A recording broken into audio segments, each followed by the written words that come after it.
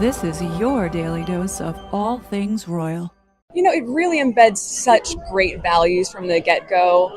I think the value of friendship, of being dedicated to a goal, as you see that in Cookie Queens, it is so reflective of how these girls stick with something that's important to them and don't give up. What do you want Lilibet to be part of Girl Scout? It's interesting. I think we'll continue to explore whatever feels right. But Alyssa's also a mom of a daughter. I was a Girl Scout. My mom was my troop leader. And Liar. Liar. I always have to make my preface that I promise I'm not a demoralization op. I am here to bring facts to the war room. But this story is pretty mind-blowing. This has to do with the Girl Scouts. Obviously, Steve, we've been digging into how, not just Muslims, but like the full-blown Islamization of just every aspect of American culture, certainly the immigration system. But I think Girl Scouts is a glaring example. I want Denver to start, if you can put the green medal up on screen. Girl Scouts has been, not that one, though that one is equally ridiculous. That's the Hajj patch that girls can get for learning about the Hajj, as in the trip to Mecca. But they created these Girl Scouts. Hang on. When you put this medal up, Denver, let's get the medal up. These are things that actually the Girl Scouts as an institution are giving young girls who are part of the Girl Scouts as kind of like the achievement badges or the things that normally Boy Scouts and Girl Scouts work for to kind of go through the process of becoming an Eagle Scout or becoming at the upper echelon of the Girl Scouts? So there's a myriad of different programs here. Girl Scouts, its national organization, has mainstreamed and nationalized some of these causes. They have also kind of delegated some authority to like the Islamic Council of Girl Scouts. So some of the more radical stuff is coming specifically from these mosque-based troops, but they did recently, just a few years ago, put their first ever Muslim on their national board. So you've also sort of started to see this go mainstream. This is not just one troop, though. This is happening across the country. And some of the programs that the Girl Scouts have endorsed, I would argue the official one, are actually some of the worst because they're not the kind of esoteric they're already Muslim and they're Girl Scouts. This is for Muslim Girl Scouts who want to, share their faith with the infidels, and they can get special badges for bringing their friends to a mosque, inviting them to Ramadan, teaching them what Ramadan is. But the Muslim ones are really radical. They have a Girl Scout of the Islamic faith. That was the kind of like lapel pin, where it literally says, in the name of Allah. There's one that says Muslimin. There's one that says Karat ul Ain Bismillah. I don't even know what I'm saying, but it's not good. And the share Ramadan with a friend patch, like I was saying, is something that the Girl Scouts encourages. They even, a few years ago, welcomed this event where they were opening up mosques to their members so they could learn about Islam. And it's pretty radical. The share Islam with a friend one, they can have brownies and juniors, if people remember, those are the little bit of the older girls, invite their non-Muslim friends to iftar and explain Ramadan to them, explain the dress code of a mosque, and invite them to observe Salah. And then if they want to get the final patch, Steve, they actually have to repeat and declare the Shahada, if you can believe it, to get this, I experienced Islam patch. And like I said, these mosque-based troops are also doing community outreach, which I think is pretty offensive, even in the name of Girl Scouts. One troop, Salam, a mosque in Sacramento, where they promote on their Girl Scout page that they do Girl Scouts with, quote, strong Islamic values. They did an event where they had get ready for this, hijab photo booth, modesty lessons, a mosque tour, and a, quote, informative booth about Palestine. And in some cases, they had optional activities where people could practice fasting for hours without food or water to experience Ramadan. So the best part of this, Steve, is that after I put this out, I saw some other outlets wrote it up, and it really went viral. It got millions of views. So the Girl Scouts responded. They were actually forced to put out a statement, which from my perspective is always a win as an investigative reporter. And you can read it on screen there. They say that there's been a lot of misinformation going on about Girl Scouts, that they do not, endorse any religion, but that they're proud to, welcome these faiths, and that some of this stuff is not explicitly there. But it's a very wishy-washy, people can read it on screen, statement. And I've had two primary takeaways. One, they're not refuting or rebutting anything that I told them, including but not limited to literal Hajj patches, share Islam with a friend, and telling girls to wear hijabs, trying them on in a hijab photo booth.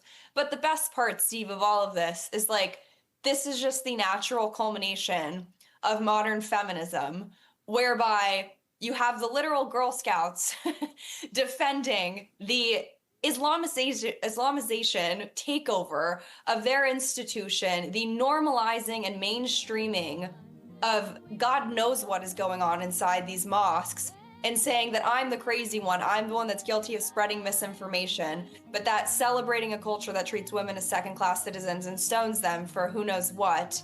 It's unbelievable. Those are the Girl Scouts. And Steve, the best part, which I'm very honored, I've officially been attacked by KCIII, which is a career milestone for me. Their director of government affairs said some not very nice things in a Newsweek article. But obviously they did not like this story, but it's true. Even the littlest, most innocent examples of American culture are being amended and forced to deal with and compel and bend the knee to Islamic culture, and we're not going to stand for it. What a story this is. The Girl Scouts of America, an organization that was founded more than 100 years ago. Their original mission statement said, quote, to build girls of courage, confidence, and character. Well, they have devolved over the years, and they're now offering Muslim badges that you can earn by learning the pillars of Islam and by visiting mosques and wearing hijabs. And the patches say, quote, Girl Scout of the Islamic faith in the name of Allah. The troops are also, quote, embedding prayer, hijab rules, Ramadan, Islamic education, and mosque outreach into Girl Scouting. Alexandra Bauer is the chair of the New Jersey Moms for Liberty. She is a former Scout leader. Amber Hulse is a state senator in the state of South Dakota. She's also a former Girl Scout. It's great to have you both on. Alexandra, you were fired as a troop leader because you didn't want to teach the girls about LGBTQ plus IA stuff. So what do you think about this? Yeah, this is not a surprise.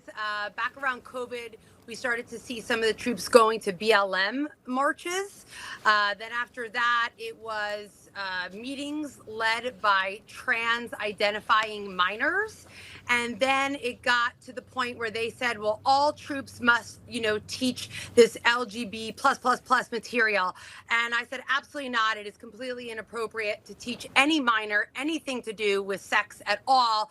And so they not only fired me, but my, at the time, 11-year-old daughter from ever being a troop member as well. So I definitely know how far they'll go to indoctrinate these young women. And, interestingly enough, Girl Scouts was formed to empower girls, and that goes against what they're teaching in the Islamic religion, right? That's such a good point. They hide girls. Yeah. Right? They hide girls. You can't go out by yourselves. A lot of times you can't go to school. Girl Scouts is meant to empower. It's the exact opposite. Well, okay, great point. Senator, can you explain how wearing a hijab, which is a sign of oppression in this country, can you tell me how that builds courageous, strong women?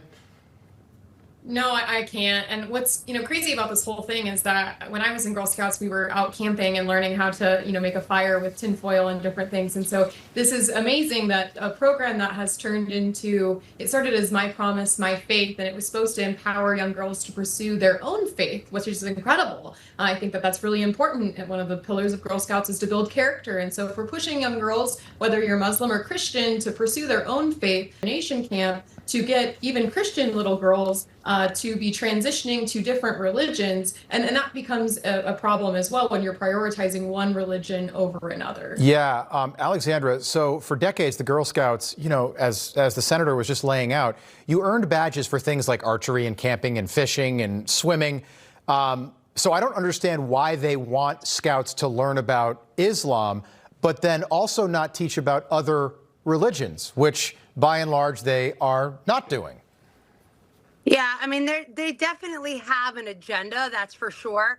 Girl Scouts for a very long time, listen, it's to serve God, country, and your community. And that's why parents sign their little girls up.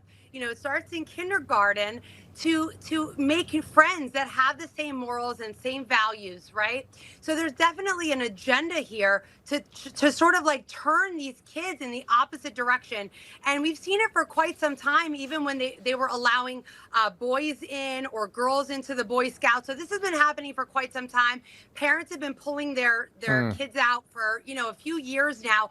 Unfortunately, it's just not the Girl Scouts that we grew up with. And if Girl Scouts was smart, they would go back to their foundation. Yeah, they put out a statement saying that the Girl Scouts is not a religious organization, does not teach religion, which I would dispute.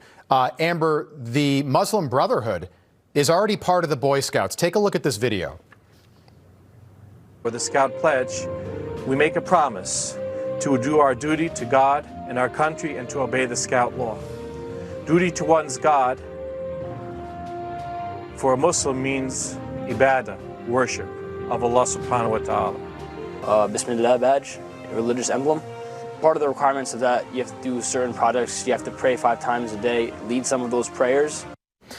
Amber, does that make sense for people in your state? And do parents in South Dakota have a say in any of this?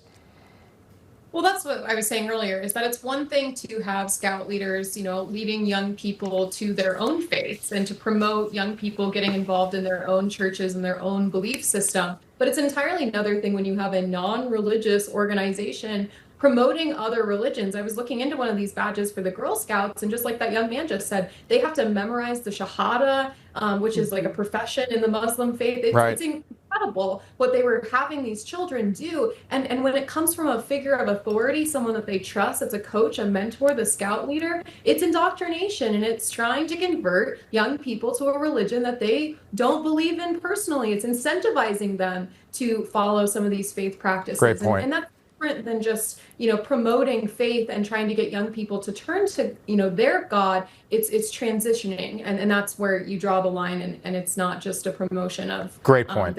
Alexander Bauer, Amber Hughes, appreciate you being here tonight. Thank you. We'll keep an eye on this story. Assalamu alaikum. Ramadan Mubarak. It was such a fraud.